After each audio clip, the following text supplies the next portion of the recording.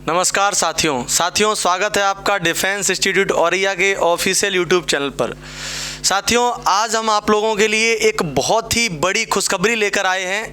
आप लोग अब तक जान चुके होंगे कि यूपी पुलिस कांस्टेबल का नोटिफिकेशन बिल्कुल आ चुका है ना। आप लोगों ने नोटिफिकेशन अभी तक नहीं पढ़ा है, हमें पता है। तो उसी नोटिफिकेशन को लेकर हम आप लोगों के सामने उपस्थित हुए हैं और उस नोटिफिकेशन को एक बहुत ही शानदार तरीके से एक्सप्लेन करने वाले हैं, जिससे कोई भी छोटी से छोटी बात छूटने ना पाए। क्योंकि आपको पता है ये वैकेंसी कितने अरसे के बाद, कितने समय के बाद आई हुई है, ठीक है। लेकिन अब ये वैकेंसी अगर आ गई है तो हमें इसमें कोई भी बिना चूक किए इस वैकेंसी में अपनी सफलता को सुनिश्चित करना ही करना है। इसलिए बिना कोई भी चूक ना हो जाए, इस वजह से हम इस नोटिफिकेशन को आपको बिल्कुल A to Z डिटेल में समझाने वाले हैं। तो अगर आप लोग हमारे साथ वीडियो में बने रहेंगे तो इस नोटिफिकेशन से आपकी कोई भी चीज़ मिस नहीं होगी, आप चीज़ों को बहुत अच्छे तरीके से समझने वाले हैं। तो चलिए भाई देख लेते हैं कि क्या इस नोटिफिकेशन में खास है। बहुत सारी चीज़ें इसमें खास आपको देखने को मिलेंगी। चलिए भाई देखते हैं नोटिफिकेशन। सबसे पहले आप देख सकते हैं कि यहाँ पर लिखा हुआ है, क्या लिखा हुआ है साथियों, कि यूपी पुलिस यानी कि पुलिस में आरक्षी नागरिक पुलिस के पदों के लिए सीधी भर्ती 2023 के लिए आई हुई है। अच्छा, ये भर्ती किन के लिए है? यहाँ पर साफ स्पष्ट रूप में बताया गया है कि उत्तर प्रदेश पुलिस में पुरुषों एवं महिलाओं के लिए ये आरक्षी नागरिक पुलिस के पदों के लिए भर्ती करी जाएगी। ठीक है साथियों, इसमें आपके वेतन के लिए भी बताया गया है। यहाँ पर आपकी पे स्केल को भी दिखाया गया है ना। जैसा आप देख सकते हैं कि वेतन के लिए यानी कि पे स्केल के बारे में आपको बताया गया कितना वेतन रहने वाला है, यानी कि 5200 से यानी कि 20,200 तक आपका दिखाया गया है। ये बात इतनी इंपॉर्टेंट नहीं, लेकिन आगे की चीज़ें बहुत इंपॉर्टेंट रहने वाली हैं। क्या आगे की चीज़ें इंपॉर्टेंट हैं? देखिए जरा, सबसे पहले सबसे इंपॉर्टेंट इस नोटिफिकेशन की जो सबसे इंपॉर्टेंट खबर है वो आपके लिए ये होने वाली है। क्या होने वाली है कि सर किस कैटेगरी में क्या वैकेंसी आई है, ये हमें क्या पता चल जाएगा? तो भाई बिल्कुल पता चल जाएगा। आप देख सकते हैं कि अलग अलग कैटेगरी की, जैसे अनारक्षित के लिए यानी कि यूआर कैटेगरी के लिए कितने पदों की संख्या है, यानी कि आपके 24,102 पदों के लिए भर्ती निकली है। ईडब्ल्यूएस के लिए वही पद जो है वो कितने हैं? वो साथियों 6,024 हैं। अगर हम बात कर लें अन्य पिछड़ा वर्ग यानी कि ओबीसी के लिए, तो आप देख सकते हैं कितने हैं, ये आपके हैं 16,264। ऐसे ही एससी एसटी के लिए भी आपको दिखाई दे रहा है 12,650 और 1,204। यानी कि टोटल जो वैकेंसी है अपनी वो बहुत बड़ी संख्या में है। और कितनी है साथियों? 60,244 वैकेंसी है। बहुत एक बड़ी संख्या में वैकेंसी है। ठीक है भाई, आगे देखते हैं और इस नोटिफिकेशन में ऐसा क्या खास है। तो देखिए भाई, हाँ, एक और इम्पॉर्टेंट जानकारी, अगर आप इसको मिस कर देते हैं तो आपकी परीक्षा यानी कि आप परीक्षा में बैठने के लिए एलिजिबल नहीं रह पाएंगे। क्योंकि अगर आपने यही चीज़ मिस कर दी तो आप जान ही नहीं पाएंगे कि कब सर डेट फिलिंग के लिए आई, कब चली गई, और आपने थोड़ा भी मिस कर दिया तो सारी कहानी खराब हो जाएगी। तो इसको समझना आपके लिए बहुत ज़रूरी है। ये क्या है? इसमें आपको साफ दिखाई दे रहा होगा सर आवेदन की समय सारणी। ये आवेदन की समय सारणी आपके लिए समझना बहुत ज़रूरी है। तो समझ लेते हैं कि कहीं हमसे थोड़ी भी कोई छोटी सी भी चूक ना हो जाए, जिससे हम कहीं ना कहीं आवेदन करने में लेट हो जाएं, है ना। तो वो बात समझ लो। तो आवेदन के लिए क्या है, इन्होंने बताया है कि आवेदन जो है वो ऑनलाइन आवेदन होगा। ठीक है, शुल्क जमा प्रारंभ होने की तिथि, यानी कि शुल्क जमा प्रारंभ होने की तिथि का मतलब है कि सर जिस दिन से हमारे फॉर्म अप्लाई होना शुरू होंगे, वो डेट कौन सी है सर? वो डेट है 27/12/2023। साथियों ध्यान रखना, इस डेट को आपको भूलना नहीं है। 27 तारीख 12वां महीना 2023। इस डेट को लिख लो और अपने यहाँ पे चपका लो। समझ में आ रही बात है? क्योंकि ये डेट आपको भूलनी नहीं है। अगर यही डेट अगर आप भूल गए तो फिर उसका क्या मतलब होगा? तो ये डेट आपको नहीं भूलनी है, इस डेट को ध्यान रखना। और हाँ, फॉर्म भरने के लिए आप लास्ट डेट का इंतजार नहीं कर सकते। क्यों नहीं कर सकते? क्योंकि आपको पता है सर फॉर्म भरने के लिए मिले ही कितने दिन हैं, और अगर आप उसमें भी लास्ट डेट के लिए बैठे रहे तो इतने नंबर ऑफ स्टूडेंट्स हैं, तो आपको क्या लगता है कि आपको मौका मिल जाएगा? अरे भाई कभी नहीं मिल पाएगा। आप फॉर्म ही नहीं भर पाओगे, पेपर की तो छोड़ ही दो। तो आप ध्यान रखना, इस बात को, इस डेट को लिख लेना और अपने यहाँ पे चिपका लेना, जो और लोग भी तुम्हें बताते रहें। समझ में आ रही बात है? हाँ, तो देखो भाई, ऑनलाइन आवेदन जमा करने की जो अंतिम तिथि है, अंतिम तिथि, ये डेट भी बहुत इंपॉर्टेंट है। अंतिम तिथि क्या है? 16/1/2024। लेकिन आपको ये समझना है कि अंतिम हमारे लिए कुछ नहीं है, हमें 27 तारीख को ही अपना फॉर्म फिल करना है। 27 को नहीं हो पा रहा है क्योंकि सभी लोग 27 को करने की कोशिश करेंगे, तो 28 को हो जाएगा। 28 को भी नहीं हो पा रहा तो 29 को हो जाएगा। 29 को नहीं हो रहा तो 30 को हो जाएगा। लेकिन नया साल नहीं आने देना है और आपको फॉर्म पहले ही फिल कर देना है। समझ में आ रही बात? नया साल नहीं आने देना है, आपको फॉर्म पहले ही फिल कर देना है, कोई दिक्कत नहीं होगी आपकी। आगे क्या कहा जा रहा है? शुल्क समायोजन एवं आवेदन में संशोधन की तिथि, यानी कि अगर आपकी जो फीस है वो नहीं कट पाती है 16 तक, तो उसके लिए 2 दिन सर आपको एक्स्ट्रा मिल जाएंगे। कोई दिक्कत वाली बात नहीं, 2 दिन आपको एक्स्ट्रा दे दिए जाएंगे। 18 तारीख ये क्या है सर? ये करेक्शन की डेट है। अगर मान लो आपके फॉर्म में कोई भूल चूक हो जाती है तो आप 18 तारीख तक, यानी कि 18 तारीख को सही अपना करवा सकते हो, कोई दिक्कत वाली बात नहीं है। ठीक है भाई, आगे बढ़ते हैं, आगे समझते हैं क्या रहने वाला है। आगे समझो भाई, आवेदन शुल्क बहुत ध्यान से समझना है। आवेदन शुल्क जो है वो कितनी है आप देख सकते हैं सर। आवेदन शुल्क जो है वो आपकी 400 यानी कि 400 रुपये रहने वाली है। आवेदन शुल्क जो लगेंगे आपको कितने लगेंगे? आपको 400 रुपये आवेदन शुल्क लगेगी, यानी कि एक अच्छा खासा ये अमाउंट ले रहे हैं। ये अमाउंट इतना पता है क्यों ले रहे हैं? उसका भी एक कारण है। ऐसा नहीं कि फर्जी आपसे लूटना चाहते हैं पैसा, नहीं, उसका भी एक कारण है। वो आपको भी आगे नोटिफिकेशन में पता चल जाएगा कि 400 रुपये क्यों लेना चाहते हैं, है ना भाई? वो कारण पता चल जाएगा, उसमें आप चिंता ना करें। अभी हम आपको बता देंगे कि ये 400 रुपये क्यों ले रहे हैं। आगे बढ़ते हैं, खैर नोटिफिकेशन को और अच्छे तरीके से समझते हैं। बिल्कुल, ये इंपॉर्टेंट लाइन आपके लिए हो सकती है कि अहर्ताएं। सर अहर्ताएं क्या होता है? अहर्ताओं का मतलब सर एक तरीके से आपकी एलिजिबिलिटी से होता है, यानी कि आप इस भर्ती में, आप इस यूपी पुलिस कांस्टेबल के लिए आप फॉर्म भरने के लिए एलिजिबल हो भी या नहीं भी हो, इस बात को दिखाने के लिए ही ये अहर्ताएं दी जाती हैं। तो सर देख लीजिए क्या क्या अहर्ताएं हैं। अहर्ताएं में सबसे पहले कि सर राष्ट्रीयता की बात कर दें तो राष्ट्रीयता में आप जानते हैं कि भारत का नागरिक हो, ठीक है, तिब्बती शरणार्थी, और ये कुछ बातें हैं। हालांकि ये बातें आप लोगों के लिए नहीं, क्योंकि हमें पता है आप सब भारतीय हैं, है ना, प्योर हैं, दिल से भी हैं और दिमाग से भी हर तरीके से भारतीय हैं, तो इसमें कोई दिक्कत वाली बात नहीं है। ठीक है भाई? हाँ, आगे बढ़ते हैं, इसकी जानकारी और आगे करते हैं। आगे क्या है? आगे बढ़ते हैं भाई, एलिजिबिलिटी के बाद आगे देखो ये, लेकिन आपके लिए इंपॉर्टेंट हो सकता है क्या कि सर शैक्षिक अहर्ताएं, यानी कि आपकी जो शैक्षिक अहर्ताएं हैं, यानी योग्यताएं क्या क्या होनी चाहिए। तो शैक्षिक अहर्ताओं में आपको बताया गया है कि भारत में विधि द्वारा स्थापित कोई भी बोर्ड द्वारा आपने 10वीं और 12वीं की परीक्षा जो है वो क्या करी हो सर? वो उत्तीर्ण करी होनी चाहिए, यानी कि 10th और 12th की जो परीक्षा है वो आपने उत्तीर्ण करी होनी चाहिए। ये इसकी एलिजिबिलिटी है शैक्षिक के लिए। और क्या है? आवेदन करते समय बताया जा रहा है, आवेदन करते समय अभ्यर्थी अपेक्षित शैक्षिक अहर्ता अवश्य धारित करनी चाहिए, यानी कि जब वो व्यक्ति आवेदन कर रहा है तब तक उसकी 10th और 12th की परीक्षा में वो उत्तीर्ण हो चुका होना चाहिए, यानी कि उसका रिजल्ट आ चुका होना चाहिए। ठीक है भाई? आगे बढ़ते हैं, क्या कह रहा है? उसकी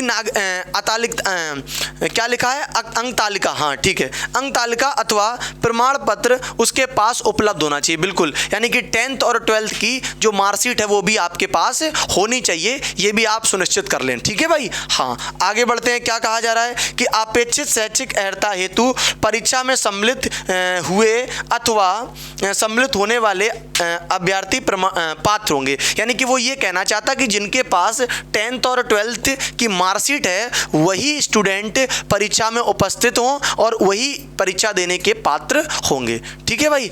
आगे बढ़ते हैं हम, आगे क्या कहा जा रहा है नोटिफिकेशन में और समझ लेते हैं, सूचनाओं को बहुत ध्यान से समझते हैं। आवेदन पत्र, बढ़िया अच्छे तरीके से समझो क्या कहा जा रहा है। आवेदन पत्र में प्रदर्शित शैक्षिक अहर्ता की यथार्थता, शुद्धता एवं समकक्षता की सिद्ध, ये तो आपकी वही सारी चीज़ें बताएगी जो अभी हम पढ़ चुके हैं। ठीक है? हाँ, आगे बढ़ते हैं। आगे बढ़ते हैं भाई, क्या कहा जा रहा है सुन लेते हैं इसको। ये सूचना, हाँ यहाँ से आपके लिए सूचना काम की है। क्या काम की सूचना है? इस काम वाली सूचना को आ जाते हैं आयु। विद्यार्थियों के पास एक बहुत बड़ा मुद्दा रहता है कि सर जो एज क्राइटेरिया है वो क्या लिया जा रहा है, यानी क्या हम एलिजिबल हैं, क्या हम एलिजिबल नहीं हैं। तो वो अगर आप यहाँ से देखेंगे कि नोटिफिकेशन में उन्होंने किस एज क्राइटेरिया के लोगों को मांगा है, कौन कौन से लोग एलिजिबल किए हैं, तो आप चीज़ों को समझ सकते हैं और आप अपने आप को भी सुनिश्चित कर सकते हैं आज कि हाँ हम इस एज क्राइटेरिया के अंदर आ जाते हैं, इसका मतलब हम लोग एलिजिबल हैं और हम फॉर्म भर सकते हैं। ठीक है भाई, तो ये भी आप अभी सुनिश्चित करने वाले हैं। हम आपको दिखा देते हैं कि इन्होंने जो एज क्राइटेरिया बताया है वो क्या बताया है। तो आप देखेंगे जरा, इन्होंने बताया है कि भर्ती के लिए आवश्यक है कि पुरुष, अभी हम बात कर रहे हैं मेल के लिए, पुरुष के लिए इन्होंने क्या कहा कि अभ्यर्थी ने दिनांक 1/7/2023, 1/7/2007 का मतलब सर जुलाई, 1 जुलाई 2023 को 18 वर्ष की आयु प्राप्त कर ली हो। यानी कि आपको क्या करना है, आपको कुछ नहीं करना, आपको ये देखना है कि जो आपकी एज है, यानी कि जो आपकी उम्र है वो अभी आज की डेट से नहीं, इसी वर्ष जो अभी जुलाई का मंथ निकल चुका है उस जुलाई के मंथ तक आपको देखना है ना। तब तक आप कितने के हो चुके हो? 18 के हो चुके हो। अगर 18 के हो चुके हो तो आप इसमें क्या है, तो आप इसके लिए एलिजिबल हो। अच्छा सर ये तो मिनिमम हो गई, मैक्सिमम क्या होगी? तो मैक्सिमम के लिए बताया गया है और 22 वर्ष की आयु प्राप्त ना की हो, यानी कि 22 वर्ष की जो आयु है वो प्राप्त, अब वो भी आपको क्या देखना है, वो भी आपको इसी डेट से देखना है। कहाँ से? इसी डेट से, यानी कि 1 जुलाई 2023 से। यानी कि जो आपकी एज काउंट करी जाएगी वो मिनिमम और मैक्सिमम 1 जुलाई को ही आधार मान के काउंट किया जाएगा। अच्छा, उन्होंने और भी कुछ डिटेल में बताया है जिससे आप और अपनी डेट ऑफ बर्थ के हिसाब से कंफर्म हो सकते हो। क्या कि अर्थात करके बताया कि अभ्यर्थी का जन्म 2 जुलाई 2001 से पूर्व तथा 1 जुलाई 2005 के बाद नहीं होना चाहिए। ये बहुत इंपॉर्टेंट बात हो गई आपके लिए, यानी कि अब आप इस बात को देख के अंदाजा लगा सकते हैं। आप अपनी डेट ऑफ बर्थ को रखिए और ये देखिए कि कहीं आपका जन्म 2 जुलाई 2001 से पहले का तो नहीं है। अगर आपका जन्म 2 जुलाई 2001 से पहले का है तो आप एलिजिबल नहीं हैं, और अगर आपका जन्म 1 जुलाई 2005 के बाद का है, यानी कि 1 जुलाई 2005 के बाद आपका जन्म हुआ है, 2 जुलाई 3 जुलाई 4 जुलाई, तो भी आप एलिजिबल नहीं हैं। तो आपको देखना है कि 2 जुलाई 2001 और 1 जुलाई 2005 के अंदर ही आपका जन्म होना चाहिए। आप अपने डेट ऑफ बर्थ को रख के चेक कर लें। आप अगर अंदर आते हैं तो आप 100% इस परीक्षा के लिए आयु के लिए एलिजिबल हैं। ठीक है, चलते हैं भाई आगे, देखते हैं क्या कह रहा है। ये तो हो गई सर मेल के लिए बात, किसके लिए हो गई? मेल के लिए। लेकिन फीमेल का ऐसा नहीं है, उनके लिए कुछ छूट भी होती है, कुछ ज़्यादा होती, कम होती, क्या होती समझेंगे यहाँ पे। ठीक है, तो फीमेल समझ लें अब क्या कि महिला अभ्यर्थी ने दिनांक 1/7/2023, अब इनके लिए भी 1/7/2023 यानी मानक तो वही है 1/7/2023, लेकिन इनको बताया गया कि 18 वर्ष की आयु प्राप्त कर ली हो, यानी कि मिनिमम इनके लिए भी 18 ही चाहिए। 1/7/2023 को इनकी उम्र जो है 18 हो चुकी होनी चाहिए। ठीक है, आगे क्या कह रहा, और 25 वर्ष की आयु प्राप्त ना की हो। बिल्कुल, अब आप देख सकते हैं पुरुषों में यही जो एज थी वो सर 22 ईयर यानी कि 22 वर्ष थी। पुरुषों में ये एज कितनी थी? 22 वर्ष थी। जबकि यही एज अगर महिलाओं की बात करें तो महिलाओं के लिए इन्होंने साफ साफ कहा है कि महिलाएं जो हैं वो 25 की उम्र तक होनी चाहिए। कब तक? ये आप इन्होंने बताया है कि इनका जन्म जो है, यानी कि इनका महिलाओं का जो जन्म है, इनकी कंडीशन बताई है, यानी कि अभ्यर्थी जो है इनका जन्म 2 जुलाई 1998 से पूर्व नहीं होना चाहिए। कब नहीं होना चाहिए? 1998 से पूर्व नहीं होना चाहिए। इसका मतलब आप कहेंगे सर महिलाओं को इसमें छूट है, जैसे पुरुषों के लिए 22 तक सीमा है, 18 से 22, तो महिलाओं के लिए इन्होंने साफ साफ कहा है कि 1 जुलाई को इनकी 18 हो जाए। ठीक है, और इनकी उम्र कहाँ तक चलेगी? 25 साल तक चलेगी। 25 साल तक, कहाँ तक? 25 साल तक। इन्होंने देखो बता रखा है कि इनकी उम्र जो है वो 18 से प्राप्त कर ली हो और 25 वर्ष की आयु प्राप्त ना की हो, अर्थात अभ्यर्थी का जन्म 2 जुलाई 1998 से पहले और 1 जुलाई 2005 के बाद नहीं होना चाहिए। 1 जुलाई 2005 के बाद नहीं होना चाहिए, इसका मतलब ये है कि अगर इसके बाद आपका होता है जन्म तो आपकी उम्र 18 से कम रहेगी। इसका मतलब 1 जुलाई 2005 से जन्म आपका पहले हो चुका होना चाहिए, तो आप 18 के हो चुके हैं। और मैक्सिमम की बात करें तो मैक्सिमम 25 वर्ष है। और अगर आप डेट में देखना चाहो तो आप अपनी डेट ऑफ बर्थ को इस डेट के पहले देख लेना कि है कि नहीं, 2 जुलाई 1998। अगर आपकी डेट ऑफ बर्थ 2 जुलाई 1998 से पहले है तो इसका मतलब ये है 1998 के बाद है, तो इसका मतलब ये है कि आप उसके लिए एलिजिबल हो। ठीक है भाई, चलिए आगे बढ़ते हैं, आगे देखते हैं और इसमें क्या है। अब देखो, आपको पता है कि ये जो बात हमने अभी बताई है ये बात अनरिजर्व कैटेगरी वालों के लिए है ना भाई, यानी कि अनारक्षित वालों के लिए है, यूआर कैटेगरी वालों के लिए। अब आपको पता है कि सर अलग अलग कैटेगरी के हिसाब से एज में कुछ छूट भी मिलती है ना भाई। तो वो छूट क्या है, कितने वर्ष की छूट मिली है, वो हम यहाँ पर समझने वाले हैं। तो उसके लिए आप देखिए, इन्होंने दे रखा है साफ साफ क्या कि परंतु, देखो इन्होंने खुद बताया कि परंतु पिछड़ा वर्ग, अनुसूचित जातियों, अनुसूचित जनजातियों और ऐसी अन्य श्रेणियों के अभ्यर्थियों के लिए केवल उत्तर प्रदेश के मूल निवासी। अब एक बात और ये भी समझ लीजिए कि अन्य विद्यार्थियों, और उन्होंने एक बात ब्रैकेट में कर दी है साथियों, बहुत इंपॉर्टेंट ये बात हो जाएगी, क्योंकि इन्होंने ब्रैकेट में इस बात को लिख दिया है कि क्या कि कुछ लोग ये सोचते हैं कि सर हम ओबीसी कैटेगरी में आते हैं लेकिन हम एमपी से नहीं, हम यूपी से बिलोंग कर रहे हैं, हम राजस्थान से बिलोंग कर रहे हैं, तो क्या हम यूपी में भी ओबीसी कैटेगरी में बने रहेंगे? तो भाई नहीं बने रहोगे। क्यों? क्योंकि यहां पर बता दिया गया है कि केवल उत्तर प्रदेश के मूल निवासी, यानी कि मतलब सर, मतलब ये कि जो उत्तर प्रदेश के मूल निवासी ही होंगे वही इसका लाभ ले पाएंगे। किसका? अगर वो पिछड़े वर्ग में हैं तो उन्हें छूट मिल जाएगी, अगर वो अनुसूचित जाति में आते हैं तो आज छूट मिल जाएगी, अनुसूचित जनजाति यानी SC ST में अगर आते हैं तो भी उन्हें छूट मिलेगी। कितनी छूट मिलेगी ये बात अभी हम आगे आपको बताने वाले हैं। लेकिन ये बात ध्यान रखना, अगर आप किसी अदर स्टेट से बिलोंग करते हो और आप वहाँ से सोचो कि आप वहाँ SC में आते हो, आपको यहां भी SC का क्राइटेरिया में रखा जाएगा, तो बिल्कुल भी नहीं रखा जाएगा। आप अगर अदर स्टेट में किसी आरक्षित वर्ग से हैं तो आपको उत्तर प्रदेश में सामान्य वर्ग में काउंट किया जाएगा। ठीक है भाई। हाँ, आगे बढ़ते हैं, आगे क्या इन्होंने बताया है ये देखिए, ये सूचना उसी से रिलेटेड ये बात देखो इन्होंने कही है।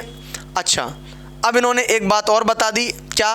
वैवाहिक परिस्थिति के बारे में बता दिया इन्होंने। ठीक है। हाँ, ये देखो आप देख सकते हैं, इसमें कोई ऐसी इम्पोर्टेंट बात नहीं। हालांकि इन्होंने कहा यदि कोई अभ्यर्थी द्विविवाह अथवा बहुविवाह करने का दोषी पाया जाता तो उसके विरुद्ध विधिक कार्रवाई की जाएगी। यानी भाई 2 विवाह नहीं किए होना चाहिए, नहीं तो उसमें विधिक कार्रवाई हो जाएगी। ठीक है। हाँ, ये बात समझ लेना, ये हमें पता है, आपका भी एक भी नहीं हुआ है, आप दो का कहाँ सोचेंगे भाई। हाँ,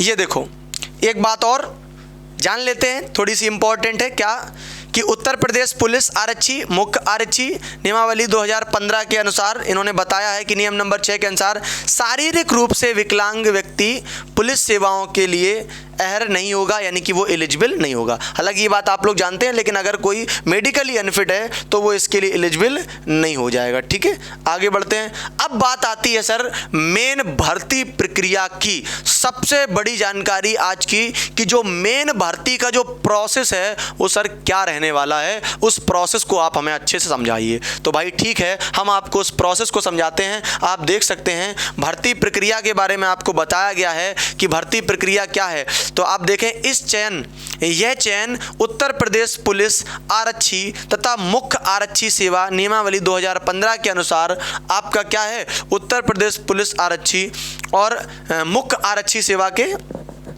अधीन। ये नियमावली कौन सी है? 2017 के लिए। ठीक है। अच्छा, ये क्या इन्होंने जानकारी दी है कि ये जो इसका फॉर्म है, ये फॉर्म आप कहाँ से फिलअप कर सकते हैं? तो इसके लिए इन्होंने वेबसाइट बताई है, क्या? UPP BPB UPPSC.gov.in। आप इस पर जाकर अपना फॉर्म फिलअप कर सकते हैं, या आप डायरेक्ट जाएंगे सरकारी रिजल्ट पर और आप वहां देखेंगे तो सबसे जो लेटेस्ट जॉब का जो कॉलम आता है, उस लेटेस्ट जॉब के कॉलम में आपको ऊपर ही ये मिल जाएगी यूपी पुलिस कांस्टेबल भर्ती के लिए। तो उसमें आप अगर क्लिक करेंगे तो अप्लाई का ऑप्शन आ जाएगा, तो वहां से भी जाकर आप अप्लाई कर सकते हैं। ठीक है भाई। हाँ, ये फॉर्म कैसे अप्लाई करना है इसके लिए हम वीडियो बना देंगे, तो आप उसको देख देख कर भी अपना फॉर्म अप्लाई कर सकते हो। ठीक है। और बाकी अगर आप डायरेक्ट यूपी पुलिस की कांस्टेबल की वेबसाइट पर जाना चाहो तो ये वेबसाइट दी गई है UPPBPB.gov.in। इस पर जाकर भी अपना फॉर्म अप्लाई कर सकते हो। अच्छा, अब बात आती है सर लिखित परीक्षा।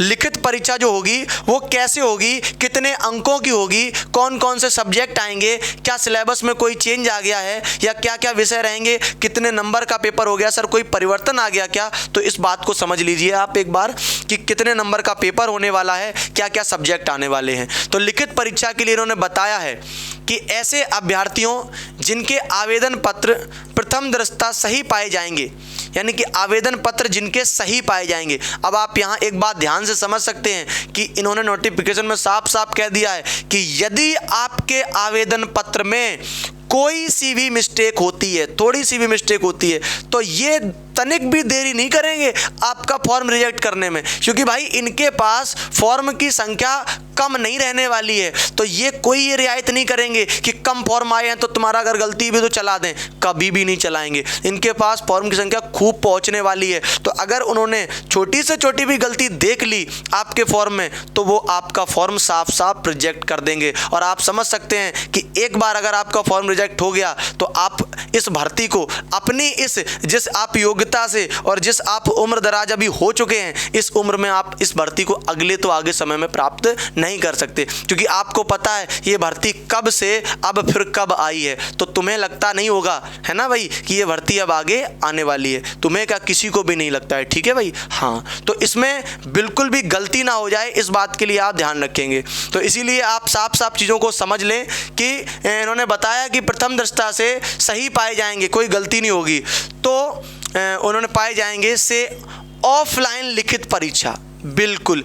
एक और तुम्हारा डाउट क्लियर हो गया। कौन सा डाउट? कि सर पेपर का मोड कैसा होगा, सर ऑनलाइन पेपर होगा, ऑफलाइन पेपर होगा, सर हम मॉक टेस्ट लगाएं, ऑनलाइन लगाएं, ऑफलाइन लगाएं, कैसे लगाएं? तो भाई बिल्कुल अब तुम्हारा ये डाउट बिल्कुल क्लियर हो जाना चाहिए। क्यों? क्योंकि इन्होंने साफ साफ नोटिफिकेशन में कह दिया है कोई ऑनलाइन नहीं, सिंपल ऑफलाइन आपको OMR सीट दी जाएगी, आपको उसी में अपना आंसर फिल करना होगा। बिल्कुल ऑफलाइन मोड पर आपका पेपर होने वाला है, साफ साफ इन्होंने दे दिया है कि ऑफलाइन लिखित परीक्षा होगी। और एक बात और आपको बता दें, जो आपको लग रहा था कि सर इतनी फीस ले रहे 400 रुपये, तो भाई वो इसी वजह से ले रहे हैं क्योंकि ये ऑफलाइन पेपर कराएंगे तो पेपर में खर्चा पड़ता है ना भाई, पेपर में खर्चा पड़ता है और आपके सेंटर वगैरह अलॉट कराने पड़ते, अरेंज कराने पड़ते, तो उसके लिए भी खर्चा होता है, और यहाँ जो पेपर प्रिंटिंग होगी इनके लिए भी खर्चा पड़ता है, इसीलिए फीस ये ज़्यादा लेते हैं, है ना भाई। तो फीस ज़्यादा नहीं है, वो इसीलिए ज़्यादा है क्योंकि ऑफलाइन है।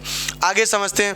सम्मिलित होने के लिए अपेक्षा की जाएगी कि लिखित परीक्षा में, यानी कि जो लिखित परीक्षा होगी उसमें वस्तुनिष्ठ प्रकार के प्रश्न पत्र को रखा जाएगा, यानी कि ऑब्जेक्टिव टाइप क्वेश्चन रखे जाएंगे आपको। ठीक है। आगे बताया गया लिखित परीक्षा में 300 अंकों की होगी। बिल्कुल, आप लोग जानते हैं कि लिखित परीक्षा पहले भी 300 अंकों की थी, अभी जब जो पहले से भर्ती हुई थी, और इस बार भी कितने की है? 300 अंकों की रहने वाली है, तो कोई चेंज नहीं है। ठीक है, ये आप समझ लें। जिसकी समयावधि 2 घंटे की रहने वाली है, टाइम आपको 120 मिनट मिलने वाले हैं। ठीक है भाई। हाँ, इस लिखित परीक्षा में 4 विषय होंगे। अब आप ध्यान से समझना, यहाँ से आपके सिलेबस की जानकारी आपको मिलने वाली है, और सिलेबस की जानकारी आपके लिए कितनी इंपॉर्टेंट है ये तो आप समझते होंगे, क्योंकि जितना अच्छे तरीके से आपने सिलेबस के बारे में समझा होगा उतना ही अच्छे से फिर आप सिलेबस को पढ़ पाएंगे, है ना। तो इन्होंने एक चीज़ और अच्छी करी है क्या, कि नोटिफिकेशन में बिल्कुल सिलेबस को डिस्क्राइब कर दिया है, एक एक चैप्टर के बारे में बता दिया है कि किस किस चैप्टर से प्रश्न आएगा, किस चैप्टर से नहीं आएगा, सब कुछ बता दिया है, हर एक सेक्शन में बता दिया है। तो आप अगर वीडियो में बने रहेंगे तो आप एक एक चैप्टर को, चाहे वो आपका गणित हो, चाहे वो आपका रीजनिंग हो, चाहे आपका जीके जीएस हो, चाहे वो आपका हिंदी हो, सब में बिल्कुल पर्टिकुलर चैप्टर भी आप देख पाएंगे कि किस चैप्टर से प्रश्न आने वाला है, किस चैप्टर से नहीं आने वाला है, सब कुछ आप समझ जाएंगे। तो वहां से तैयारी करने में आपको बहुत मदद मिलने वाली है। तो आप वीडियो में आगे बने रहिए, सारी चीज़ें हम आपको दिखाने वाले हैं, ठीक है। तो आप देखेंगे सामान्य ज्ञान, बिल्कुल सामान्य ज्ञान, आगे क्या कहा गया है, सामान्य हिंदी यानी कि जीके और सामान्य हिंदी, ठीक है। आगे क्या कहा गया, संख्यात्मक एवं मानसिक योग्यता, ठीक है भाई। संख्यात्मक यानी कि यहां पर ये कहीं ना कहीं आपके गणित के बारे में बात कर रहे हैं। आगे कह रहा है मानसिक योग्यता, मानसिक योग्यता, मानसिक अभिरुचि, बुद्धिलब्धि एवं तार्किक क्षमता। ये साथियों जो तीनों चैप्टर हैं या तीनों टॉपिक कह लो कि जो मानसिक योग्यता, मानसिक अभिरुचि, बुद्धिलब्धि एवं तार्किक क्षमता, ये जो तीनों पार्ट हैं, ये तीनों पार्ट आपके रीजनिंग के हैं। ये वाला पार्ट आपको लग सकता है कि सर ये तो गणित में इंक्लूड है, लेकिन ये भी पार्ट आपका का है क्या, ये भी पार्ट आपका रीजनिंग का है, ठीक है। तो अभी रीजनिंग का हम और अच्छे तरीके से एक बार सिलेबस आपको बताएंगे कि कौन कौन से चैप्टर आते तो आप समझ जाएंगे, ठीक है। लेकिन हमने आपको बता दिया कि ये भी पार्ट आपका रीजनिंग का है। आगे देखते हैं कि और क्या जानकारी है। अभ्यर्थियों को लिखित परीक्षा में गलत उत्तर देने के लिए ऋणात्मक अंक यानी कि साथियों नेगेटिव मार्किंग का भी प्रावधान यहां पर है, प्रदान किए जाएंगे। और इस लिखित परीक्षा में कुल 150 प्रश्न आएंगे। बात समझ गए आप, क्या सर 150 प्रश्न आएंगे, 300 अंकों का होगा, यानी कि एक जो प्रश्न रहने वाला है वो आपका कितने अंक का रहने वाला है, वो आपका साथियों 2 अंक का रहने वाला है। एक प्रश्न कितने अंक का, 2 अंक का रहने वाला है। तो 150 प्रश्न होंगे जिसमें आपके 300 नंबर बन जाएंगे। आगे देखिए, जिनमें प्रत्येक सही उत्तर के लिए, देखो इन्होंने बताया है कि प्रत्येक सही उत्तर के लिए 2 अंक होंगे। आरक्षी भर्ती के नियमावली के अनुसार, यानी कि ये अब नेगेटिव मार्किंग का प्रावधान बता रहे हैं। एक पीडीएफ और आप हमारे पास है, हम उसको टेलीग्राम पे डलवा देंगे, तो आप उसमें देख लेना कि नेगेटिव मार्किंग का क्या प्रावधान है। उसमें पूरा एक फॉर्मूला है, आप उसको समझें कि नेगेटिव मार्किंग का प्रावधान कैसा है। तो हालांकि जैसा सब में होता वैसा ही है, लेकिन आपने नहीं देखा तो उसको समझ लेना। तो नेगेटिव मार्किंग के लिए इन्होंने बताया है कि कितना 0.5 ऋणात्मक अंक प्रदान किया जाएगा। यानी कि आप ये समझ लें कि एक अगर आपका प्रश्न जो गलत हो जाता है तो उसके लिए आपका आधा नंबर काट लिया जाएगा। 2 नंबर मिलेंगे, आधा नंबर काट लिया जाएगा, ठीक है। हाँ, आगे बढ़ते हैं। क्या कहा जा रहा है, यह लिखित, ठीक है। और इसमें जानकारी क्या दी गई है कि यह लिखित परीक्षा, बिल्कुल ये बात हम आपको बता चुके हैं, OMR पर आधारित होगी, इसके अनुसार संपन्न कराई जाएगी, ठीक है। ये बात आप समझ चुके हैं कि OMR के आधार पर कराई जाएगी। एक और बात जिसके लिए आपको अंदर एक असमंजस की स्थिति थी कि क्या सर परीक्षा होगी कैसे, तो इसमें सर नॉर्मलाइजेशन का क्या प्रावधान रहेगा। तो देखो इन्होंने बताया है, क्या बताया है कि लिखित परीक्षा के लिए 1 से अधिक पालियों में अथवा 1 से अधिक दिनांकों के विभिन्न पालियों में विभिन्न प्रश्न पत्रों के साथ संचालित कराए जाने की दशा में, यानी कि ये कहना चाहते हैं, क्या कहना चाहते हैं कि अगर परीक्षा ऐसे कराते हैं, कैसे, यानी कि कई पालियां कराते हैं, सुबह मीटिंग करा दी, शाम मीटिंग करा दी, दोपहर में करा दी, शाम को 3 मान लो पालियां करा दी, और अगर ऐसा होता है कि दिन अलग होते हैं, है ना, तो उस केस के लिए ये बताना चाहते हैं आपको कि यहाँ पर क्या है, सम्मिलित होने वाले अभ्यर्थियों के द्वारा जो प्रसामान्यीकरण होगा, यानी कि जिसको हम लोग बोलते हैं नॉर्मलाइजेशन, तो इन्होंने नॉर्मलाइजेशन की प्रक्रिया को रखा हुआ है, यानी कि इस प्रक्रिया को भी यूज करा जाएगा। अगर कई शिफ्ट होंगी और कई दिन होंगे तो इस प्रक्रिया का भी यूज हो सकता है और होता है, ठीक है। ये बात इन्होंने बताई है, ठीक। आगे बढ़ते हैं। और सूचना क्या है इसमें, ये देखिए, सही उत्तर निर्धारित अंक, ये तो आपको बता चुके हैं। लिखित परीक्षा OMR जो पत्रक है उस पर होने वाली है, उत्तर पत्रक पे। वेबसाइट के बारे में भी आपको हम बता चुके हैं, ठीक है। हाँ, अब साथियों इसके बाद ये आपका रिटन का जब काम हो चुका, उसके बाद अब आपका आता है फिजिकल का, यानी कि अभिलेखों की संवीक्षा एवं शारीरिक मानक परीक्षण, ठीक है। अब कहीं ना कहीं फिजिकल के बारे में जानकारी जो इन्होंने नोटिफिकेशन में दी उसको समझ लेते हैं। क्या है कि लिखित परीक्षा में सफल पाए जाने वाले अभ्यर्थी अभिलेखों के लिए शारीरिक मानक परीक्षा में सम्मिलित होने की अपेक्षा की जाएगी, यानी कि जो विद्यार्थी, जो अभ्यर्थी लिखित परीक्षा परीक्षा में सफल हो जाएंगे उनके लिए यानी कि यहाँ पर शारीरिक मानक परीक्षा का प्रावधान है। ठीक है, अब इन्होंने ये भी बताया कि कुल रिक्तियों की संख्या को दृष्टिगत रखते हुए यानी कि कुल जो टोटल आपकी वैकेंसी हैं उनको देखते हुए बोर्ड द्वारा योग्यता के आधार पर राज्य की आरक्षण नीति के अनुसार इस परीक्षण के लिए बुलाए जाने वाले अभ्यर्थियों की संख्या का विनिश्चय किया जाएगा। यानी कि यहाँ पर उन्होंने कहा है कि जितनी इनकी टोटल वैकेंसी हैं उसके अकॉर्डिंग ये देखेंगे कि अगर टोटल वैकेंसी अगर 60,000 प्लस हैं तो उसके अकॉर्डिंग इन्हें कितने लोग बुलाने हैं। तो यहाँ पर ये कई गुना लोग बुलाते हैं, तो वो कितने गुना लोग इन्होंने पहले बुलाए थे, कितने गुना लोग आगे बुला सकते हैं, ये सारी चीज़ें हम आपको बताएंगे अगले वीडियो में। जब बनाएंगे सिलेबस बताएंगे वो भी सारी चीज़ें बताएंगे, जिससे आपको ये पता चल जाएगा कि पहले कितने लोग बुलाए गए थे, क्योंकि पहले जैसा ही सेम पैटर्न है तो आगे कितने लोग बुलाए जा सकते हैं। ठीक है, वो सारी चीज़ें हम आपको बताएंगे। आगे देखिए, अभिलेखों की समीक्षा यही डॉक्यूमेंट्स वेरिफिकेशन के बारे में बताया है कि जब आपके यानी कि फिजिकल होगा तो डॉक्यूमेंट वेरिफिकेशन के लिए भी उसी के बाद वहीं का प्रावधान है। ठीक है, हाँ आगे देखिए।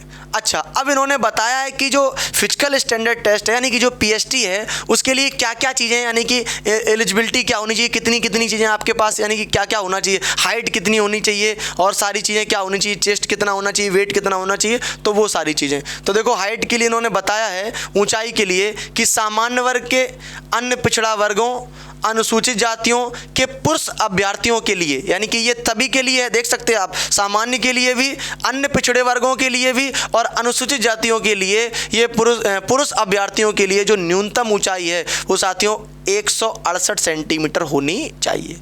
168 सेंटीमीटर की हाइट का इन्होंने मेजर किया, यानी कि ये हाइट इतनी चाहते हैं, कितनी, 168 सेंटीमीटर।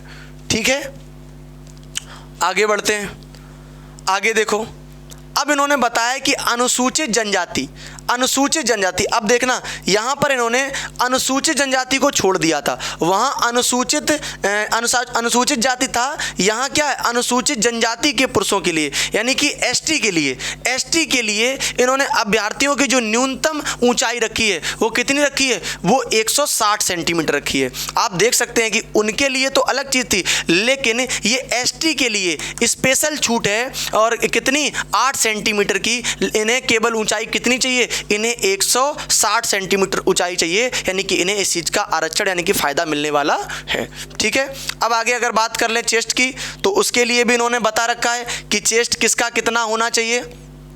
तो आप देखेंगे चेस्ट के लिए बताया, सीना के लिए कि सामान्य वर्ग हो, अन्य पिछड़े वर्ग हो, अनुसूचित जाति हो, अभ्यर्थियों के लिए न्यूनतम सीने की माप यानी कि मिनिमम 79 सेंटीमीटर होना चाहिए, 79 सेंटीमीटर होना चाहिए। ठीक है, और फुलाने पर कम से कम 84 सेंटीमीटर, 84 सेंटीमीटर हो जाना चाहिए। यानी कि आप देख सकते हैं साथियों, 79 से 84 हो रहा है, यानी कि 5 सेंटीमीटर ये फुलाने की मांग आपसे कर रहे हैं कि मिनिमम आप 5 सेंटीमीटर तो फुला लेने ही चाहिए। ठीक है, मिनिमम 79 और फुलाने के बाद कम से कम यानी कि कम 84 सेंटीमीटर हो जाना चाहिए कम से कम। ठीक है, ज़्यादा हो जाता तो कोई दिक्कत नहीं, लेकिन कम से कम होना चाहिए। और आगे क्या कह रहे हैं, अनुसूचित जनजातियों के लिए, अब फिर से इन्होंने कही है अनुसूचित जनजाति वाले अभ्यर्थियों के लिए ये जो चेस्ट है यानी कि ये सीना मांग रहे हैं, वो कितना मांग रहे हैं, वो 77 सेंटीमीटर मांग रहे हैं। कितना साथियों, 77 सेंटीमीटर।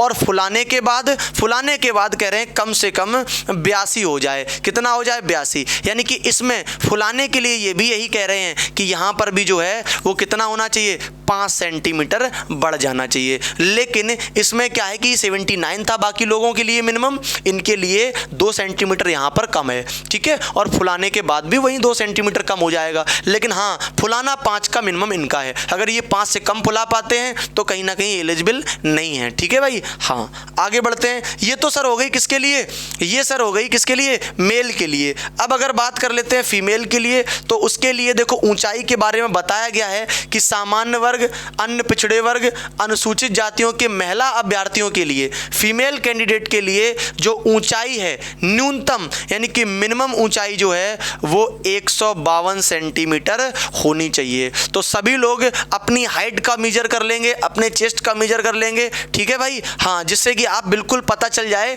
कि हाँ आप इस चीज़ के लिए एलिजिबल हैं या नहीं है, ठीक है भाई। तो ये 152 सेंटीमीटर चाहिए किसकी, ये आपकी ऊंचाई चाहिए फीमेल कैंडिडेट के लिए। और अगर वहीं अनुसूचित जनजाति एसटी की बात कर दें तो एसटी के महिला अभ्यर्थियों के लिए न्यूनतम ऊंचाई 147 सेंटीमीटर चाहिए, यानी कि इसमें आपका कितना साथियों 5 सेंटीमीटर कम मांगी जा रही है। 147 सेंटीमीटर, तो ये 5 सेंटीमीटर कम मांग रहे हैं, ठीक है। ये एसटी के लिए स्पेशल छूट है, एसटी के लिए आरक्षण में कितने सेंटीमीटर, 5 सेंटीमीटर की फीमेल कैंडिडेट के लिए हाइट के लिए। तो इस बात को आप लोग ध्यान रखना, ठीक है। आगे हम बात कर लें वेट की। सर वेट किसे कितना चाहिए, तो वेट आप देख सकते हैं महिलाओं के लिए बताया कि महिला अभ्यर्थियों के लिए न्यूनतम 40 किलोग्राम यानी कि 40 kg न्यूनतम जो वजन होना चाहिए वो आपका वो कितना होना चाहिए, फीमेल कैंडिडेट के लिए 40 किलो होना चाहिए, ठीक है। आगे इन्होंने बताया है कि शारीरिक मानक परीक्षा की विस्तृत प्रक्रिया का निर्धारण बोर्ड द्वारा किया जाएगा, ठीक है। ये बातें जानकारी की हैं, है ना। आगे बढ़ते हैं। अब देखो, अब इन्होंने बताया कि ये क्या था, ये था अभी आपने जो देखा था, अभी यहाँ पर जो हमने आपको चीज़ें दिखाई हैं, कौन सी वाली, ये वाली, ये आपका था पीएसटी यानी कि फिजिकल स्टैंडर्ड टेस्ट, जिसको हम लोग बोलते हैं शारीरिक मानक परीक्षण, यानी कि आपके शरीर की जो माप करी जाएगी उसमें आपकी मिनिमम और मैक्सिमम चीज़ें क्या क्या होनी चाहिए। ये आपके शरीर की चीज़ें जानकारी के लिए थी कि आपके शरीर में कितनी हाइट आपकी होनी चाहिए, कितना चेस्ट होना चाहिए, कितना वेट होना चाहिए, ये आपके शरीर का मेजर हो गया। अब फिजिकल स्टैंडर्ड टेस्ट, ये आपका था फिजिकल स्टैंडर्ड टेस्ट। अब इसके बाद जो सेकंड है इसको आप समझिए, ये क्या साथियों इन्होंने दिया है, ये इन्होंने दिया है physical efficiency test. Physical efficiency test का मतलब शारीरिक दक्षता परीक्षण, यानी कि अब आपको ये देखा जाएगा कि आपकी जो फिजिकल एफिशिएंसी है यानी कि जो शारीरिक दक्षता है, आप किस चीज़ में कितने दक्ष हैं, जो उनके मानक हैं वो आपसे पूछेंगे, यानी कि आपकी शारीरिक क्षमता के बारे में कहीं ना कहीं परीक्षण होने वाला है। तो उसमें क्या क्या चीज़ें हैं उन्होंने बताया है कि अभिलेखों की समझता शारीरिक मानक परीक्षा में सफल पाए जाने वाले अभ्यर्थियों से शारीरिक दक्षता परीक्षण सम्मिलित होने की अपेक्षा की जाएगी। यानी साथियों पता ये क्या कह रहे हैं, ये कह रहे हैं कि पहले आपकी हाइट चेक करी जाएगी, आपका वेट चेक करा जाएगा, आपका चेस्ट चेक करा जाएगा। अगर आप इसमें एलिजिबल हो जाते हो तब आपको फिजिकल एफिशिएंसी टेस्ट के लिए भेजा जाएगा, आगे भेजा जाएगा। इन्होंने साफ साफ कहा है शारीरिक दक्षता में सम्मिलित होने की अपेक्षा की जाएगी जो शारीरिक मानक परीक्षा यानी कि फिजिकल स्टैंडर्ड टेस्ट में पास हो जाएंगे। अच्छा, तो अगर आप उसमें पास हो जाते हैं तो शारीरिक दक्षता के लिए आप जाएंगे, तो उसमें आप क्या क्या चेक करेंगे आपका, और आप क्या क्या देखेंगे, कितने क्या क्या चीज़ें मांगी जाएंगी। तो देख सकते हैं भाई, इस शारीरिक दक्षता परीक्षण में अहर होने के लिए यानी कि फिजिकल एफिशिएंसी में आप उत्तीर्ण होने के लिए अभ्यर्थियों से, कौन से वाले, पुरुष अभ्यर्थियों से साथियों मांग करी जा रही है 4.8 किलोमीटर। कितने साथियों, 4.8 किलोमीटर। ये क्या है समझ ही गए होगे ना, 4.8 किलोमीटर की क्या साफ साफ दे दिया है, दौड़। क्या दौड़, यानी कि 4 किलोमीटर 800 मीटर, 4.8 किलोमीटर की दौड़ मांग रहे हैं मेल कैंडिडेट्स के लिए ये। और कितने मिनट में साथियों, 25 मिनट में। कितने मिनट में मांग रहे हैं, 25 मिनट में मांग रहे हैं।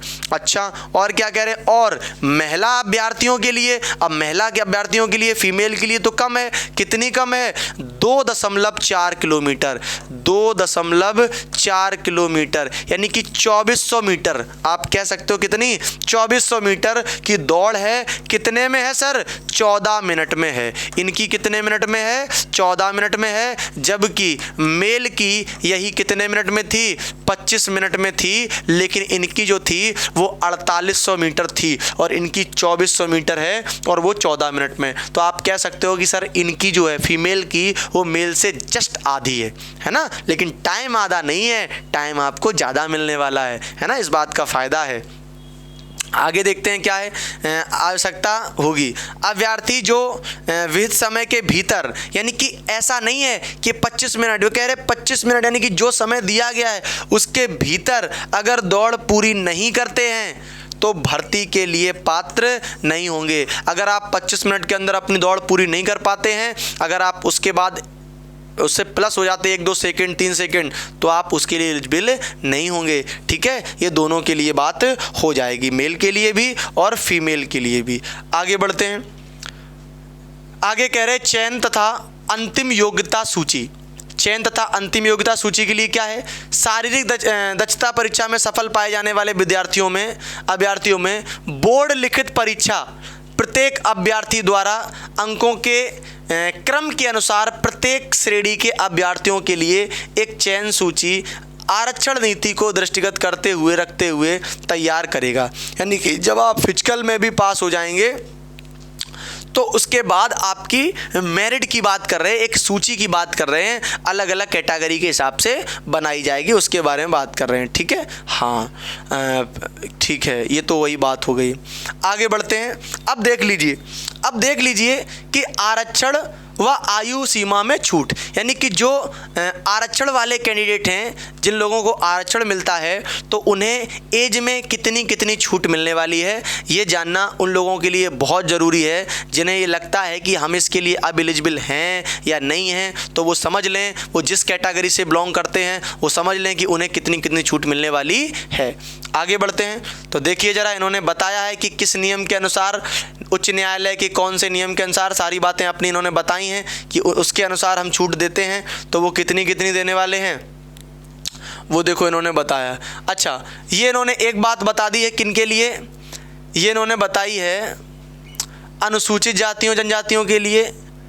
हाँ ठीक है, ये बताई है इन्होंने महिलाओं के लिए। ठीक है, और ये बताई किसके लिए, अनुसूचित जनजातियों के लिए। अच्छा, इसको समझ लो, ये क्या कह रहा है देखो, ये जानना जरूरी है। अनुसूचित जातियों, अनुसूचित जनजातियों, SC ST अन्य श्रेणियों के अभ्यर्थियों के लिए आरक्षण उत्तर प्रदेश लोक सेवा, अनुसूचित जातियों, अनुसूचित जनजातियों एवं अन्य पिछड़े वर्गों के लिए आरक्षण जो है वो इस नियम के अनुसार है। ठीक है, हाँ। अब अच्छा, एक बात इन्होंने कही है क्या, कि उत्तर प्रदेश लोक सेवा शारीरिक रूप से विकलांगता स्वतंत्रता संग्राम सेनानियों के आश्रित एवं भूतपूर्व सैनिकों के लिए आरक्षण है, वो भी इन्होंने प्रावधान बताया। किस अधिनियम के तहत, 1999 के उपबंधों और भर्ती के समय प्रवर्तित सरकार के आदेशों के अनुसार किया जाएगा। यानी कि जो शारीरिक रूप से विकलांग हैं या जो स्वतंत्रता सेनानी के आश्रित हैं या भूतपूर्व जो सैनिक हैं, उनके लिए जो आरक्षण है वो उस समय तत्कालीन सरकार के हिसाब से, और एक जो नियम है कौन सा, अधिनियम 1994 वाला, अधिनियम 1993 वाला, इसके अकॉर्डिंग डिसाइड किया जाएगा। ठीक है भाई। अच्छा, ये इम्पॉर्टेंट जानकारी किनके लिए है, ये इम्पॉर्टेंट जानकारी अगली है EWS वालों के लिए। EWS वालों के लिए क्या इन्होंने बताया, उत्तर प्रदेश के मूल निवासियों, ये बात ध्यान रखना साथियों, ये स्पेशली है जो उत्तर प्रदेश के मूल निवासी हैं। अदर स्टेट के अगर EWS धारक हैं तो वो यहाँ एलिजिबल नहीं होंगे, वो UR कैटेगरी में काउंट हो जाएंगे। तो उत्तर प्रदेश के मूल निवासियों के लिए आर्थिक रूप से कमज़ोर के लिए आरक्षण को सुनिश्चित किया गया है। आप लोग जानते हैं 10% का आरक्षण आपको यहाँ भी मिलने वाला है। ठीक है, हाँ, वो कैसे मिलेगा, अधिनियम 2020 में 31/8 को लागू हुआ था ये नियम, उसी अधिनियम के तहत है। इन्होंने बताया है कि वेतन EWS किन्हें मिलेगा, EWS किनका होना चाहिए, जो आर्थिक रूप से कमज़ोर हैं वर्ग हैं, EWS के अंतर्गत आरक्षण का दावा करने वाले अभ्यर्थी हैं, यानी कि जो आर्थिक रूप से कमज़ोर हैं और जिनके पास EWS है, उन्हें इस चीज़ का लाभ मिलेगा। ठीक है, किस चीज़ का, आरक्षण का लाभ मिलेगा, और वो कितना क्या आरक्षण होगा वो इन्होंने आगे बताया है, अभी हम आपको आगे बताने वाले हैं। ठीक है, तो देखिए ज़रा, ये देखिए, तो सबसे पहले इन्होंने आरक्षण जो बताया है वो बताया है अनुसूचित जातियों के लिए। देखिए, ये बताया इन्होंने अनुसूचित जातियों, अनुसूचित जनजातियों, अन्य पिछड़ा वर्ग के लिए बताया जो उत्तर प्रदेश के मूल निवासी हैं। तो अब क्या बताया इन्होंने, बताया है कि जो अनुसूचित जनजाति हैं, जो पहले आप ले लो किसको, पहले आप ले लो अनुसूचित जाति को। तो अनुसूचित जाति के लिए बताया है कि अनुसूचित जाति जो है वो 21% है ना, ये टोटल जो है वो क्या 21% उन्होंने बताया है। उत्तर प्रदेश लोक सेवा अनुसूचित जाति, अनुसूचित जनजातियों, अन्य पिछड़े वर्गों के लिए आरक्षण जो है वो अधिकतम आयु सीमा में 5 वर्ष की छूट दे रहे हैं। यानी कि छूट से रिलेटेड बात बताई है कि जो एज में छूट है अनुसूचित जातियों के लिए, एससी के लिए, वो कितनी बताई है, वो बताई है साथियों अधिकतम 5 वर्ष की। यानी कि 5 वर्ष की इन्हें छूट मिलने वाली है। जो उनका यूआर कैटेगरी के लिए कंडीशन है या जो इनकी कैटेगरी के लिए कंडीशन है उनमें इन्हें 5 वर्ष की छूट मिल जाएगी। ठीक है, आगे बढ़ते हैं। ये बात बताया कि इनका जो प्रमाण पत्र हो, ये बात साबित कैसे होगी कि ये अनुसूचित जाति के हैं। तो इनके पास जो प्रमाण पत्र होगा वो कहाँ कहाँ का मान्य है, जिलाधिकारी अतिरिक्त के लिए, जिलाधिकारी, सिटी मजिस्ट्रेट के लिए, उप जिला मजिस्ट्रेट, तहसीलदार, जिला समाज कल्याण अधिकारी, इनमें से अगर कहीं का भी आपका अगर अनुसूचित जाति का आपके पास प्रमाण पत्र है तो ही आप इसके लिए मान्य होंगे, एलिजिबल होंगे। ठीक है, आगे बढ़ते हैं। ऐसे ही साथियों बताया अनुसूचित जनजाति के लिए, उनके लिए भी कितना 5 वर्ष के लिए, और सेम बातें बाकी वही हैं। अन्य पिछड़ा वर्गों के लिए भी कितना 5 वर्ष है और सेम बात है। लेकिन अब कुछ लोग ये सोचते हैं कि सर हमारा EWS है, क्या हमें भी एज में छूट मिल जाएगी? तो भाई बिल्कुल नहीं मिलने वाली है। EWS वालों को एज में छूट नहीं मिलेगी। बाकी आपका 10% आरक्षण जिंदा है लेकिन एज में छूट नहीं मिलेगी। देखो यहाँ रिक्त कर दिया इन्होंने, और ये भी बता दिया है कि जो आपका भी EWS का सर्टिफिकेट हो वो कहाँ कहाँ का मान्य होगा, वो आपका जिलाधिकारी का होना चाहिए और सिटी का मजिस्ट्रेट होना चाहिए या उप जिला मजिस्ट्रेट होना चाहिए या तहसीलदार का होना चाहिए। अगर इनमें से किसी का भी है तो आपका EWS प्रमाण पत्र प्रारूप नंबर 4 ये मान्य हो जाएगा। और इस समय जो प्रारूप नंबर 4 चल रहा है, ध्यान रखना EWS वाले लोग कि आपके पास अगर आपका पुराना EWS है तो बिल्कुल भी मान्य नहीं होगा। अभी जो मान्य होगा इसमें इन्होंने दे दिया है प्रारूप नंबर 4, यही प्रारूप नंबर 4 मान्य होगा। क्या है प्रारूप नंबर 4, इस बात को अभी हम आगे वीडियो में बताने वाले हैं। तो आगे अगर आप वीडियो को देखते हैं तो आप समझ जाएंगे कि प्रारूप नंबर 4 क्या है। लास्ट में उसकी भी हमने इमेज ली है प्रारूप नंबर 4 में क्या है, तो वो भी आप समझ लेंगे। नोटिफिकेशन में दिखाया गया है कि कैसा दिखता है प्रारूप नंबर 4, क्योंकि पहले प्रारूप नंबर 3 भी चला था और अदर प्रारूप भी थे। तो अगर आपका वो वाले प्रारूप वाले बने हैं तो नहीं चलेगा काम, तो आपको तब तक बनवा लेना है अगर आप बनवा पाते हो, अन्यथा आपका वो मान्य नहीं होगा। प्रारूप नंबर 4 वाला ही मान्य होने वाला है। ठीक है, आगे बढ़ते हैं। आगे कह रहा है क्षैतिज आरक्षण, यानी कि क्षैतिज आरक्षण, देखो वो वर्टिकल आरक्षण था ऊर्ध्वाधर, उसमें आपके अनुसूचित जाति, अनुसूचित जनजाति इनको आरक्षण मिल रहा था।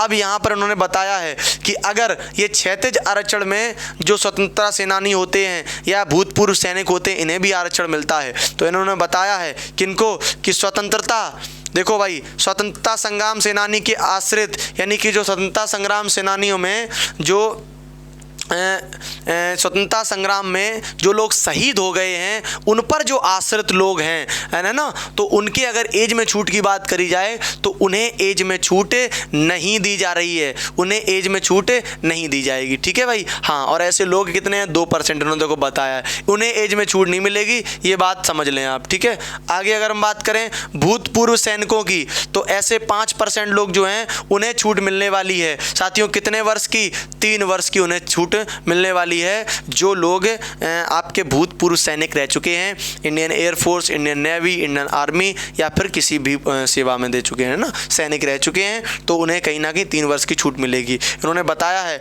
उत्तर प्रदेश स्वतंत्रता संग्राम सेनानी के आश्रित दिव्यांग आरक्षण सैनिकों के आरक्षण अधिनियम 1993। ठीक है, हाँ। यूनिट डिस्चार्ज प्रमाण पत्र लेकिन उनके पास होना चाहिए, ये बात ध्यान रखना। ठीक है, हाँ, जितने भी भूतपूर्व सैनिक हैं ये बात ध्यान रखना कि आपके पास अगर आप भूतपूर्व सैनिक हैं तो आपको उस यूनिट का डिस्चार्ज जो प्रमाण पत्र है, जो प्रमाण पत्र मिलता है वो आपके पास होना चाहिए। ठीक है, हाँ। आगे बढ़ते हैं।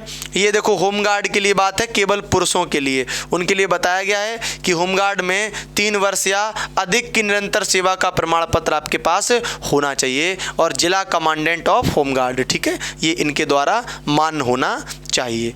ठीक साथियों, आगे बढ़ते हैं। आगे देखिए और क्या है, महिलाओं के लिए यहाँ पर कोई बात नहीं करी गई है, ये केवल और केवल उनके लिए थी, भूतपूर्व सैनिकों के लिए थी। अब आगे आ जाते हैं, आगे क्या कह रहा है, भूतपूर्व सैनिकों को 3 वर्ष से अधिक नहीं होनी चाहिए। क्या कह रहा है, भूतपूर्व सैनिकों की आयु सेना में की गई सेवा अवधि को उनकी वास्तविक आयु से घटाने पर निर्धारित आयु सीमा से 3 वर्ष से अधिक नहीं होनी चाहिए। ये भूतपूर्व सैनिकों के लिए बात बता दी गई है, ठीक है। हाँ, आगे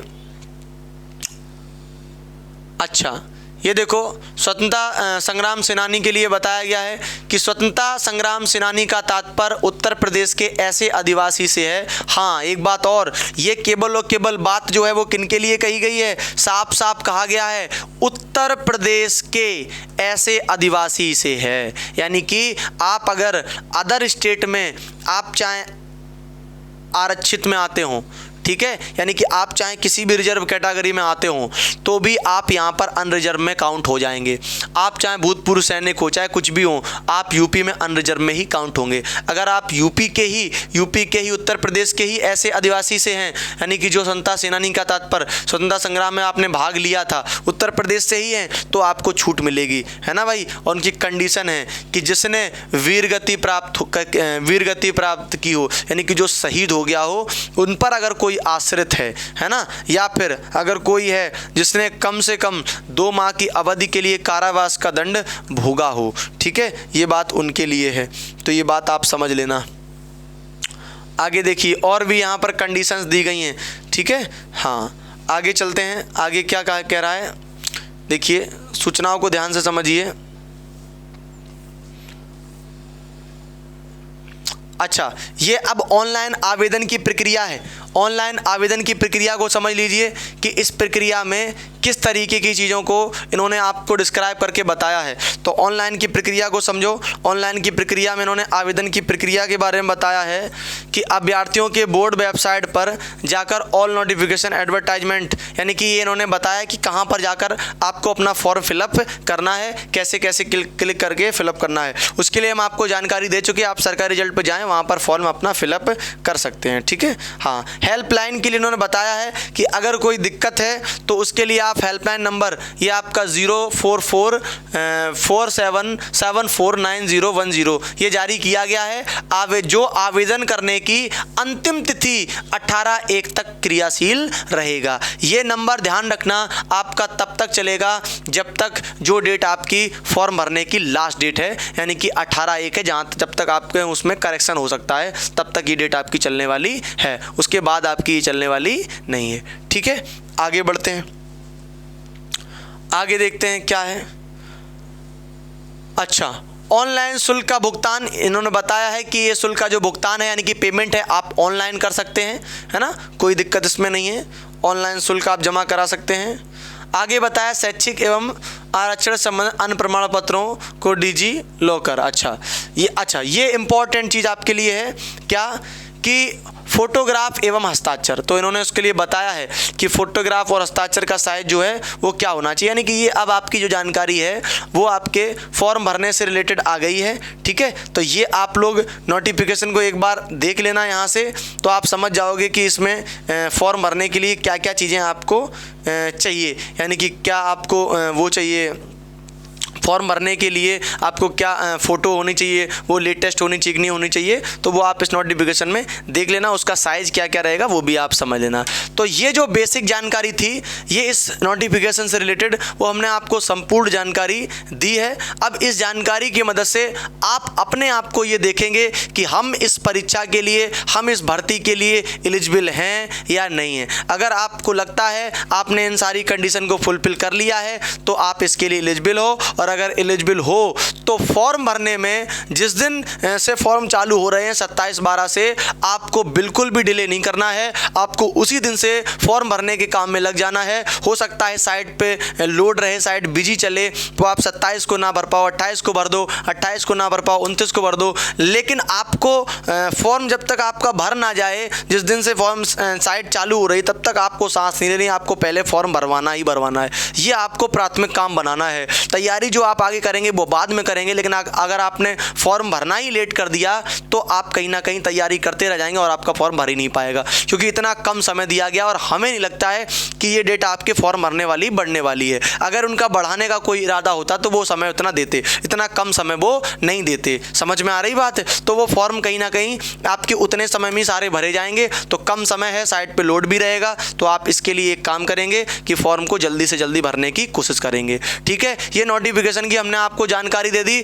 अगला वीडियो बहुत जल्द आपके पास आने वाला है। उस वीडियो में हम आपको ये बताएंगे कि सिलेबस क्या क्या आया है, यानी कि क्या क्या सिलेबस इन्होंने नोटिफिकेशन में दिया है, उस सिलेबस को आप समझेंगे और उसके अकॉर्डिंग आप तैयारी में लग जाएंगे। ठीक है साथियों, तो ये हमने आपको नोटिफिकेशन की आपकी योग्यताओं के बारे में जानकारी दे दी। अगला सिलेबस को लेके हम बहुत जल्द वीडियो लेकर आने वाले हैं। तो आज पर इतने रखते हैं। ओके, थैंक यू, जय हिंद।